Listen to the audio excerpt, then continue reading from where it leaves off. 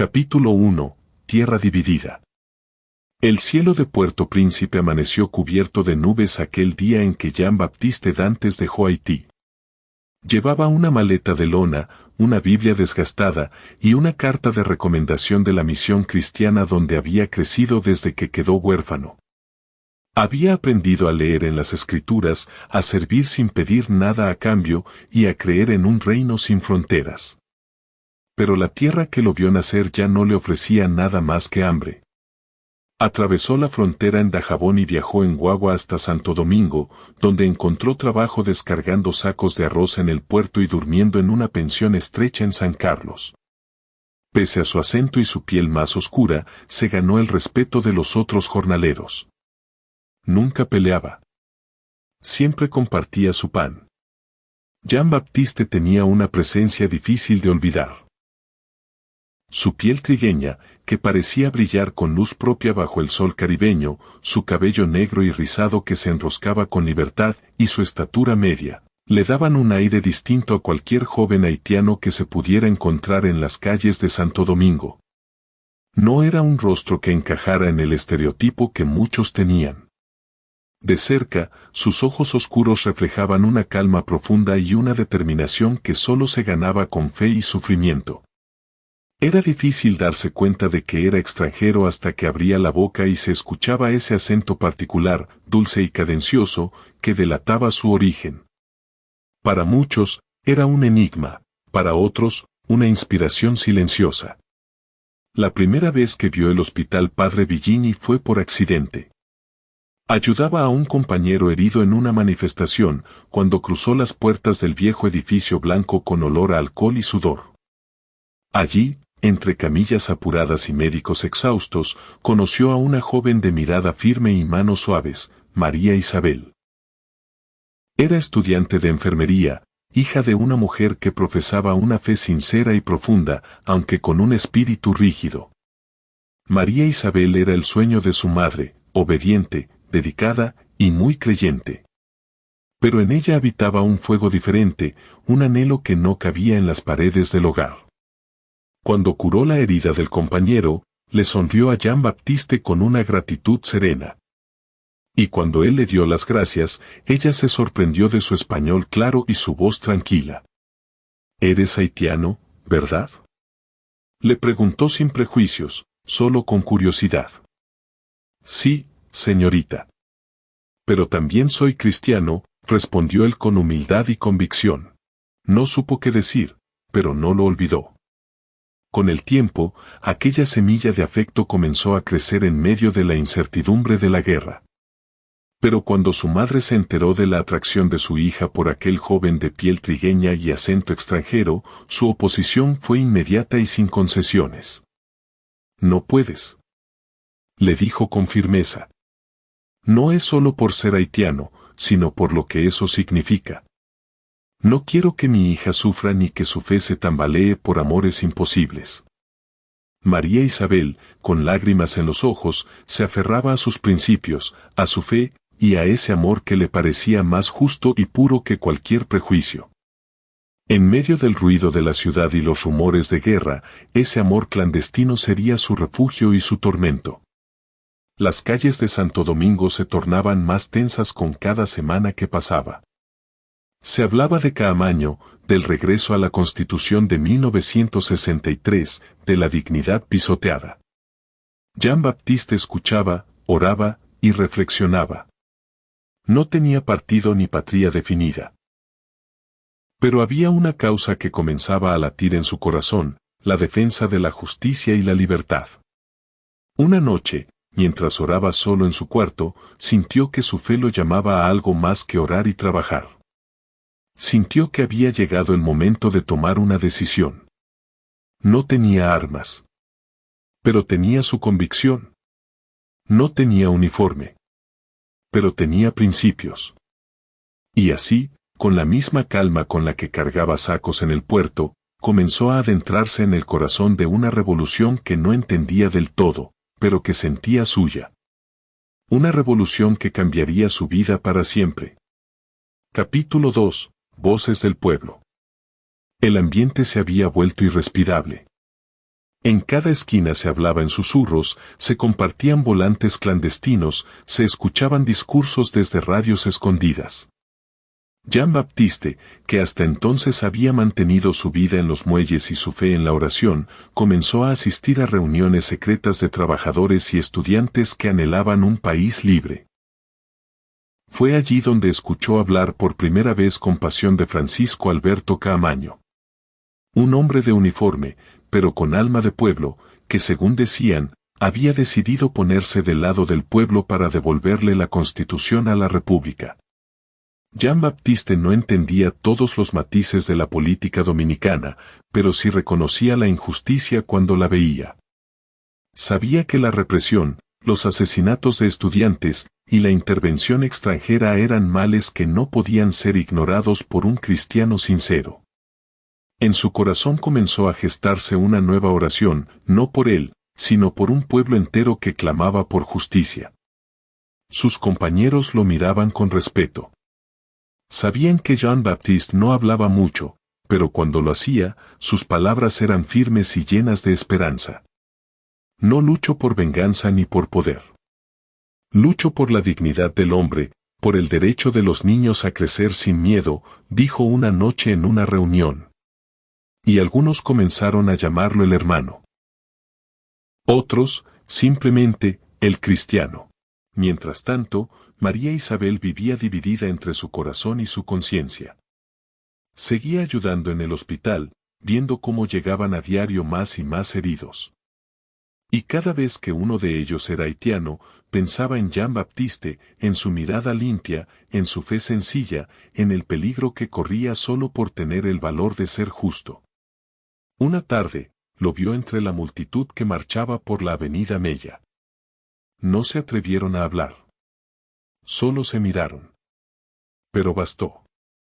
En ese cruce de miradas, supieron que el tiempo se estaba agotando, y que el amor, si quería sobrevivir, tendría que enfrentarse no solo a los prejuicios, sino a las balas. La tensión creció con la llegada de tropas estadounidenses. La ciudad se llenó de helicópteros, tanques, soldados que no hablaban el idioma pero imponían su fuerza. Las calles se convirtieron en líneas de fuego. Las barricadas surgieron como hongos en las esquinas y los disparos se volvieron parte del paisaje sonoro nocturno. Jean-Baptiste, que hasta entonces solo había repartido panfletos, comenzó a colaborar como mensajero para los constitucionalistas. Llevaba cartas, planos, medicamentos. Su rostro no llamaba la atención y su caminar humilde lo hacía pasar desapercibido. Fue durante una de esas entregas que conoció a Ilio Capozzi, un hombre mayor, de mirada curtida por la guerra, es soldado de la Segunda Guerra Mundial. Capozzi lo observó con curiosidad y respeto. No era común ver a un joven extranjero, cristiano y tan decidido. «Tienes el fuego en los ojos», le dijo Capozzi una vez. «Pero no olvides que el valor sin fe es temeridad. Y la fe sin acción es comodidad». Jean-Baptiste sonrió, asintiendo. En ese hombre había encontrado un mentor inesperado. Alguien que, como él, creía que la justicia no tenía patria. Las noches en la ciudad sitiada se volvieron más peligrosas. La madre de María Isabel se desesperaba por el silencio de su hija, por su creciente distancia. Ella oraba por la paz, pero no podía aceptar que esa paz implicara amar a un hombre como Jean-Baptiste. «No es por odio, hija», le decía con voz dura. «Es por prudencia. La historia entre nuestros pueblos es larga y dolorosa. No quiero que sufras». Pero María Isabel había decidido amar sin reservas. Aunque sabía que ese amor podría costarle todo. En uno de sus viajes al hospital, Jean-Baptiste llegó herido. Había sido alcanzado por una esquirla durante un tiroteo en la zona colonial. Entró tambaleante, cubierto de polvo y sangre. María Isabel lo vio llegar y corrió hacia él, ignorando las miradas, el juicio, el peligro. «Jean. Estoy bien, María», dijo con voz débil. «Solo, un rasguño». Lo llevó a una camilla y limpió la herida con ternura y firmeza. Mientras lo atendía, él la miraba en silencio, agradecido, con los ojos empañados. No tenías que arriesgarte así, le dijo ella. No podía quedarme callado mientras el pueblo sufre. No podía quedarme de brazos cruzados mientras niños mueren y hombres justos son tratados como delincuentes. Esa noche, ella se quedó a su lado. No como enfermera, sino como mujer. Le habló de su infancia, de sus sueños, de su deseo de un mundo donde las diferencias no fueran una condena. John Baptiste escuchó en silencio. Y antes de dormirse, oraron juntos. No pidieron milagros. Solo fuerzas para seguir. La guerra no esperó. Al día siguiente, los bombardeos se intensificaron. El hospital se llenó hasta los pasillos. John Baptiste, ya de pie, comenzó a ayudar a cargar heridos. Su fe era su escudo. Su amor, su motor. Cada noche, escribía en un cuaderno viejo que guardaba en su maleta. No sé si viviré para ver la paz, pero quiero que sepan que amé. Que creí. Que luché por algo más grande que yo mismo. Que no fui un extranjero, sino un hermano. Y que mi corazón perteneció a esta tierra tanto como el de cualquier dominicano. Y cada palabra era una semilla que el viento llevaría, algún día, hasta el corazón de la historia. Capítulo 3. Antes de la tormenta. Para entender el incendio que devoró la ciudad aquel abril, había que remontarse a los meses previos, a las brasas que se venían acumulando desde mucho antes. Jean Baptiste, aunque extranjero, había escuchado nombres, fechas y versiones, y con el paso del tiempo, las piezas comenzaron a encajar en su mente como un rompecabezas trágico. En 1963, Juan Bosch, un intelectual y escritor respetado, había sido elegido democráticamente presidente de la República Dominicana. Representaba la esperanza de una nueva era, una en la que el pueblo tuviera voz, en la que los privilegios de unos pocos dejaran de aplastar a la mayoría. Bosch hablaba de reforma agraria, de educación, de justicia social. Pero su idealismo se encontró con la ferocidad de los intereses que no querían soltar el poder. Apenas 7 meses duró en el poder.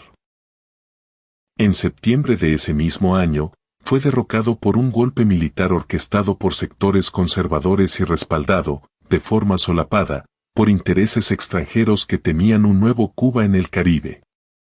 El país cayó en una inestabilidad peligrosa, gobiernos provisionales, represión, censura y una creciente pobreza que ahogaba a las clases populares.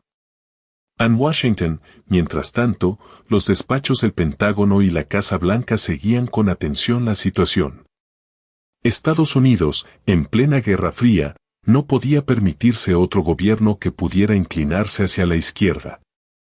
La doctrina del interés hemisférico justificaba cualquier acción que asegurara gobiernos alineados con sus intereses.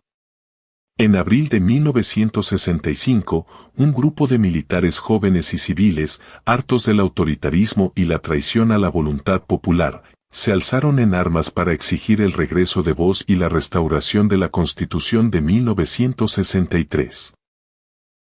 Lo que comenzó como una insurrección limitada se convirtió en una revolución popular. Las masas bajaron de los barrios, se tomaron las calles. La zona colonial fue declarada territorio libre. Jean Baptiste presenció esos días de fervor, de esperanza desbordada y de miedo latente. Hola, si te está gustando esta historia te invito a suscribirte al canal, a darle a me gusta y compartir para motivarnos a continuar con esta hermosa historia.